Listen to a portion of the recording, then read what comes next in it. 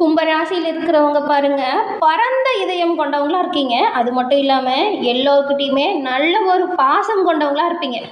ஆனாலும் பாருங்க, நீங்கள் கொஞ்சம் விசித்திரமானவங்க தான். ஏன்னா சில நேரத்தில் இந்த பிடிவாத குணம் உங்களுக்கு நிறையவே இருக்கும்.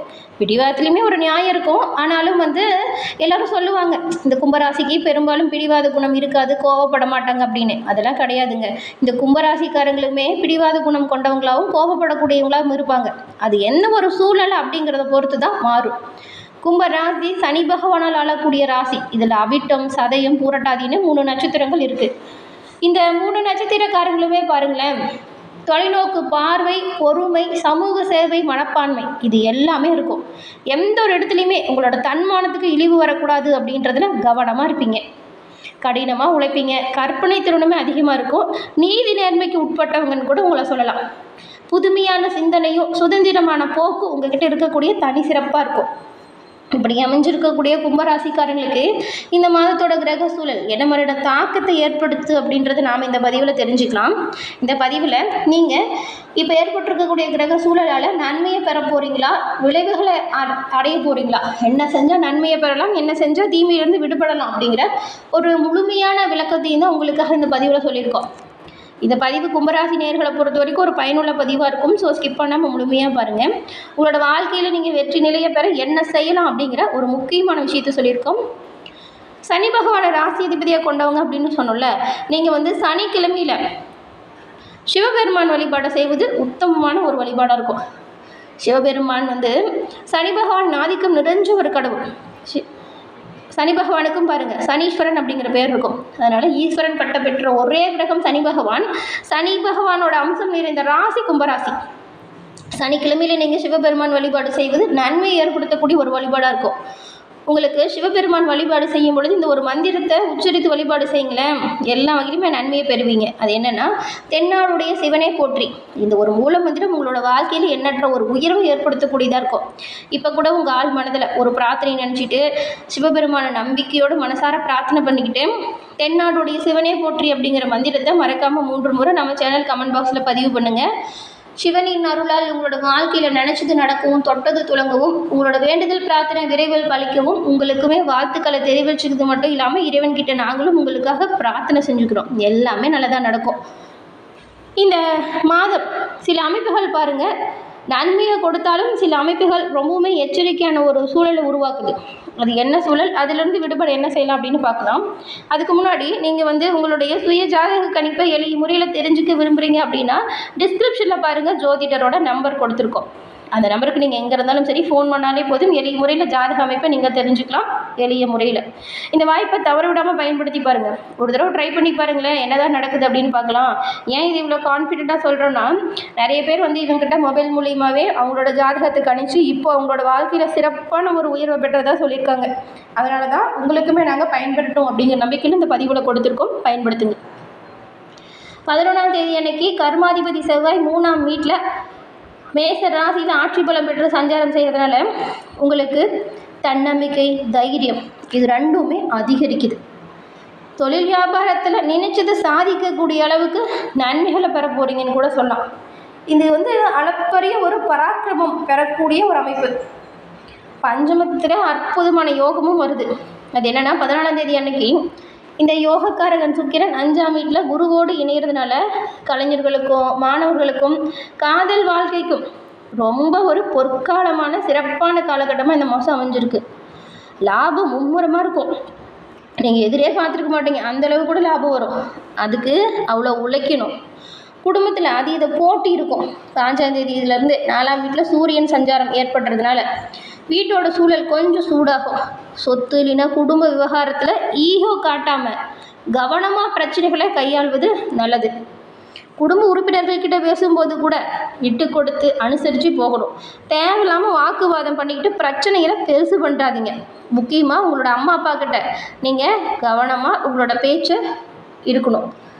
அதே போல் பெரியவங்களோட அன்பு ஆசையும் பக்கபலமாக இருக்கக்கூடிய ஒரு சூழல் இருக்கிறதுனால நீங்கள் யாருக்கிட்டையும் பகச்சிக்காமல் இருக்கிறது நல்லது. நண்பர்கள், தொழில் கூட்டாளிகள், குடும்ப உறுப்பினர்கள் அப்படின்னு யாருக்கிட்டையுமே முடிஞ்ச அளவுக்கு கோபத்தை குறைச்சிக்கோங்க. நிதானமாக பேசி பழகுங்க. விட்டு கொடுத்து அனுசரித்து போனால் இன்னுமே சிறப்பான பலன்களை நீங்கள் பெறலாம் இல்லையா? அதனால தான் கும்பராசிக்காரங்களுக்கு இந்த மாதம் 7 சனியின் 2ஆம் கட்டத்தில் இருக்கிறதுனால அற்புதமான ஒரு ஆறுதலையும் வெற்றிகளையும் கிடைக்க பெறுவீங்க. கடந்த மாதத்தில் 2ஆம் வீட்டில் இருந்த செவ்வாயால் சந்தித்த கடுமையான வார்த்தை பரிமாற்றம், குடும்ப சண்டை 11ஆம் தேதி அன்னைக்கு 3ஆம் வீட்டுக்கு ஆட்சி மாறுறதுனால சுகமாக இருக்கும். அது வரைக்கும் நீங்கள் ரொம்பவுமே கவனமாக தான் இருக்கணும். 14ஆம் தேதி அன்னைக்கு யோகக்காரகன் சுக்கிரன் 5ஆம் வீட்டில் பிரவேசம் செய்கிறாரு. அதுவும் குருவோடு இணைஞ்சு உங்களோட வாழ்க்கையில் படைப்பாற்றலும் மகிழ்ச்சியும் இந்த காலகட்டத்தில் அதிகரிக்கும். 5ஆம் தேதி அன்னைக்கு சூரியன் 4ஆம் வீட்டில் பிரவேசம் செய்ததுனால குடும்பம் மற்றும் சொத்து விவகாரங்களில் மட்டும் நீங்கள் விழிப்புணர்வோடு செயல்பட்டால் நன்மையை பெறலாம். கர்மாதிபதி செவ்வாய் போன மாதத்தில் 2ஆம் வீட்டிலிருந்து நிறைய அழுத்தம் கொடுத்துட்டு இருந்தார். இந்த மாதம் 11ஆம் தேதி அன்னைக்கு 3ஆம் வீட்டுக்கு ஆட்சி பலத்தை பெறதுனால உங்களுக்கு ஒரு நிம்மதியான சூழல் உருவாகுதுன்னு சொல்லலாம். கடந்த காலத்தில் இந்த அமைப்பு கர்மாதிபதி தொழில்காரகன் செவ்வாயால் நிறைய பாதிப்புகளை நீங்கள் பெற்றிருப்பீங்க. உடல் ஆரோக்கியமாக இருக்கட்டும், இல்லைன்னா குடும்பத்தில் இருக்கிறவங்களோட உடல் ஆரோக்கியமாக இருக்கட்டும், ஏதாவது பின்னடைவு ஏற்பட்டிருக்கும். இதனால் சில பிரச்சனைகளை சந்திச்சிருப்பீங்க. காசுலாம் மருத்துவ செலவுக்காக நிறைய செலவாயிருக்கும். ஏன் இப்படி ஏற்பட்டுச்சு அப்படிங்கிற ஒரு கவலை உங்களுக்கு இருக்குங்க. என்னதான் வெளியில் சொல்லனாலும் உள்ளுக்குள்ளே கண்டிப்பாக இருக்கும் இல்லையா? அந்த நிலைமை இப்போ மாறுது. இந்த மாதம் செவ்வாய் 3ஆம் வீட்டில் ஆட்சி பலத்தை பெறதுனால உங்களுக்கு பெரிய நிம்மதி கிடைக்கக்கூடிய அமைப்பு வருது. அலுவலகத்தை பொறுத்த வரைக்கும் உங்களுக்கு தைரியமோ முயற்சியும் சிறப்பான உயர்வை ஏற்படுத்தும். எல்லோருமே உங்களோட வேலையை பார்த்து ஆச்சரியப்பட போகிறாங்க. நிலுவையில் இருந்த வேலையை சிறப்பாக செஞ்சு முடித்து காட்டுவீங்க. உங்களோட எதிரிகளுமே தெரியாமல் ஓடிடுவாங்க. தொல்லை கொடுத்த எதிரி இருந்த இடம் தெரியாமல் ஒதுங்கி போயிடுவாங்க. உத்தியோகத்தில் நீங்கள் சந்திக்கக்கூடிய சவாலை எளிதாக கடந்து செல்ல முடியும். உங்களோட முன்மொழிவுக்கு மேலதிகாரிகள் ஒப்புதல் சரியாக கிடைக்கும். சின்ன சின்ன பயணங்கள் செஞ்சாலும் பயணத்தின் மூலம் செய்கிற தொழிலில் சிறப்பான முன்னேற்றத்தை நீங்கள் பெறுவீங்க. பத்திரிகை, தகவல் தொழில்நுட்பம், மார்க்கெட்டிங் துறையில் இந்த மாதம் மகத்தான வெற்றி தரக்கூடிய ஒரு காலகட்டமாக அமைஞ்சிருக்கு. வியாபாரிகளை பொறுத்த வரைக்கும் இந்த மாதம் சிறப்பான விரிவாக்கத்திற்கு அனுகூலமான வாய்ப்பு உருவாகுது. எப்படின்னா, சப்தமாதிபதி வியாபாரக்காரர்கள் தான் இந்த சூரியன் 14ஆம் தேதி வரைக்கும் 3ஆம் வீட்டில் உச்ச நிலையில் இருக்கிறதுனால உங்கள் தைரியமே உங்கள் மூலதனமாக மாறும். போட்டியாளர்களை திறமையாக எதிர்கொண்டு சந்தையில் உங்கள் இடத்தை நிலைநிறுத்துவீங்க. 14ஆம் தேதி அன்னைக்கு யோகக்காரகன் சுக்கிரன் பஞ்சம ஸ்தானத்தில் பிரவேசம் செய்கிறதுனால குருவோடு இணைகிறாரு. ஆக்கப்பூர்வமான துறைகள், அழகு சாதன துறைகள், டிசைனிங் மற்றும் ஈவென்ட் மேனேஜ்மெண்ட் போன்ற சுய தொழிலில் உள்ளவங்களுக்கு வாடிக்கையாளர்களோட வருகை அதிகரிக்குது. 7ஆம் வீட்டில் கேதுவின் சஞ்சாரம் சிறப்பாக்குறதுனால வியாபார கூட்டாளிகள்கிட்ட நீங்கள் அதீத நெருக்கம் காட்டக்கூடாதுங்க. கணக்குகளை தெளிவாக வச்சுக்கிறது ரொம்ப ரொம்ப நல்லது. பண விஷயத்தில் கவனமாகவும் எச்சரிக்கையாகவும் செயல்பட்டால் நன்மைகளை பெறலாம், இல்லைன்னா பிரச்சனைகள் கூட வரலாம். அதனால் நீதி நிலைமையை சீராக வச்சுக்க உங்களோட கணக்குகளை சரியாக வச்சுக்கோங்க. பண விஷயத்தில் மற்றவங்களை நம்பாமல் நீங்களும் முன்னிட்டு அந்த ஒரு விஷயத்தையும் செயல்படுத்துறது நல்லது. பொருளாதார ரீதியாக இந்த மாதம் உங்கள் மீது காசு மழை பொழியும். எப்படின்னா, தன மற்றும் லாபாதிபதி தான் இந்த குரு பகவான் 5ஆம் வீட்டில், அதுவும் 5ஆம் வீடுங்கிறது உங்களுக்கு பூர்வ புண்ணிய ஸ்தானம், பலமாக சஞ்சாரம் செய்கிறாரு. 14ஆம் தேதி அன்னைக்கு சுக்கிரனும் அங்கே வந்து சேர்றாரு. இந்த 2 கிரகமும் ஒரு சேர அமையும் பொழுது என்ன நடக்கும் அப்படின்னு பார்த்தா, குரு சுக்கிர யோகம் ஏற்படும். இந்த குரு சுக்கிர யோகம் உங்களுக்கு 14ஆம் தேதி அன்னைக்கு ஏற்படுது. அபரிவிதமான பண லாபத்தை நீங்கள் இந்த காலகட்டத்தில் பெறுவீங்க. நீங்கள் இந்த வாரம் முழுவதுமே தொழில் வியாபாரத்தில் அதீத கவனம் செலுத்தினா கண்டிப்பாக நன்மைகளை பெறுவீங்க. நல்ல ஒரு லாபத்தையும் நல்ல ஒரு உயர்வையும் கண்டிப்பாக அடைவீங்க. வியாபார விரிவாக்கம் செய்யக்கூடியவங்க 14ஆம் தேதிக்கு அப்புறம் பண்ணுங்கள். தொழிலில் சிறப்பான உயர்வு கண்டிப்பாக வரும். பங்குச்சந்தை, இந்த மியூச்சுவல் ஃபண்டு, இதில் ஊக வணிகங்கள், நீங்கள் எடுக்கக்கூடிய முடிவுகள், இதில் எல்லாமே அற்புதமான பலனை தரும்.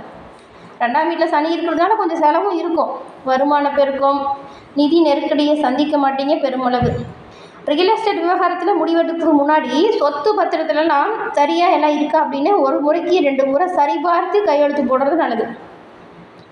உடல் ஆரோக்கியத்தை பொறுத்த வரைக்கும் லக்னத்தில் ராகுவின் சஞ்சாரம் இருக்கிறதுனால அப்பப்போ இந்த பயம், மனக்குழப்பம் வர வாய்ப்பு இருக்குது. 11ஆம் தேதி அன்னைக்கு செவ்வாய் 3ஆம் வீட்டுக்கு சஞ்சாரம் செய்கிறாருன்னு சொன்னோம். அப்போ வந்து உடல் வலிமை, ஆற்றல் பெரிய அளவில் அதிகரிக்கும். கடந்த மாதம் இருந்த தொண்டை, பல் வலியிலிருந்து இப்போ முழுமையாக நிவாரணம் கிடைக்கும். 5ஆம் தேதிக்கு அப்புறம் சூரியன் 4ஆம் வீட்டுக்கு போகிறதுனால கொஞ்சம் உடல்நிலை உஷ்ணம் அதிகரிக்கலாம். குறிப்பாக இந்த நெஞ்செரிச்சல், அசிடிட்டி, ரத்த அழுத்தம் உயர்வதற்கு வாய்ப்பு இருக்குது. பிராணாயாமம் செய்வது, உங்கள் சரியான நேரத்தில் சாப்பிட்றது, இது மூலம் ஆரோக்கியத்தை சீராக நீங்கள் கட்டுக்குள்ளே கொண்டு வரலாம். உடல் ஆரோக்கியத்தை சீராக வச்சுக்க நீங்கள் தொடர்ந்து உடற்பயிற்சி யோகா செய்கிறது நல்லது. லக்னத்தில் ராகு, 2ஆம் இடத்துல சனி தோஷம் இருக்கிறதுனால இதை தவிர்க்கிறதுக்கும், 3இல் செவ்வாய் இருக்கிறது வந்து தைரியத்தை கொடுக்கும். 5ஆம் இடத்துல குரு சுக்கிர யோகத்தால் வரக்கூடிய முழுமையான பலனையும் பெறுவதற்கு நீங்கள் துர்க்கை அம்மன் வழிபாடை ஞாயிற்றுக்கிழமையில் செய்து வருவது நன்மையும் நல்ல ஒரு உயிரும் எல்லா வகையிலுமே ஏற்படுத்தும்.